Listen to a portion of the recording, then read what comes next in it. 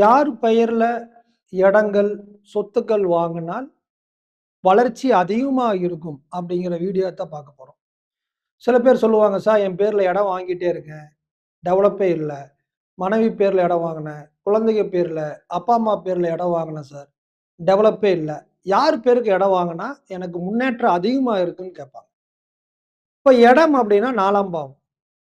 இப்ப 4ஆம் அதிபதி எந்த கிரகத்த எந்த பாவத்தில் இருக்கோ, அவங்க பேர்ல இடம் வாங்கலாம். ஃபர்ஸ்ட்.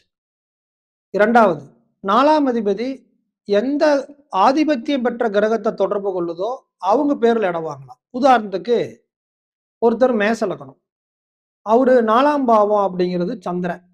இப்ப 4ஆம் அதிபதி 9ஆம் அதிபதியுடன் சேர்ந்து 10ஆம் பாவத்தில் இருக்கு.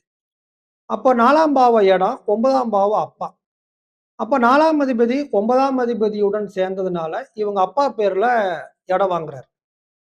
சின்ன சின்ன 1000க்கு வாங்குனது பல லட்சங்கள் ஆயி, சின்ன சின்ன லட்சத்துக்கு வாங்குனது இன்னைக்கு பல கோடி ரூவா ஆயிருக்கு.